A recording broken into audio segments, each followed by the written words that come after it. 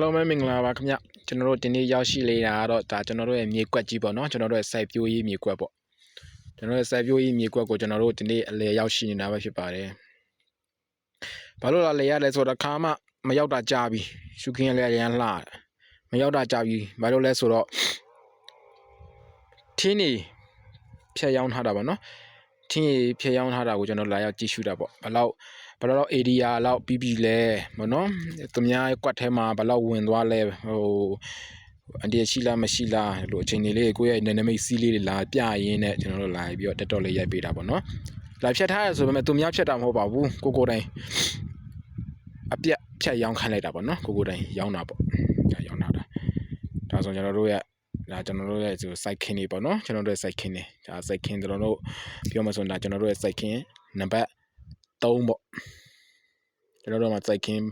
များစွာရှိတယ်ပေါ့နော်ဒါကနံပါတ်တတိယမြောက်ဧက20နဲ့မှ8ဧကရှိပါတယ်ဒီ28ဧကပေါ်မှာစိုက်ခင်းတွေပေါ့နော်ဒါကိုပိုင်ဒီခရမ်းမြေပေါ့နော်ခရမ်းခရမ်းမြေတော့ပြုတ်ပြီပုံစံခွန်လို့ပြောချင်တာ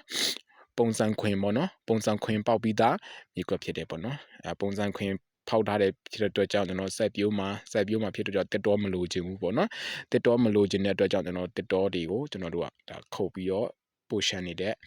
အရာတွေကိုကျွန်တော်တို့ကထင်းဖြစ်ကျွန်တော်တို့လိုအပ်တဲ့နေရာမှာအသုံးပြုဖို့ရအတွက်ကျွန်တော်တို့ရောင်းချထားတာပဲဖြစ်ပါတယ်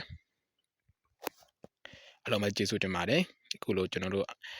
ဒီနေ့ပေါ့နော်ကျွန်တော်ကဒါအကွက်လေးလာရိုက်တာဆိုတော့အကွက်လေးနမူနာပြကြည့်ပြီးတော့အမတ်တရပေါ့နော်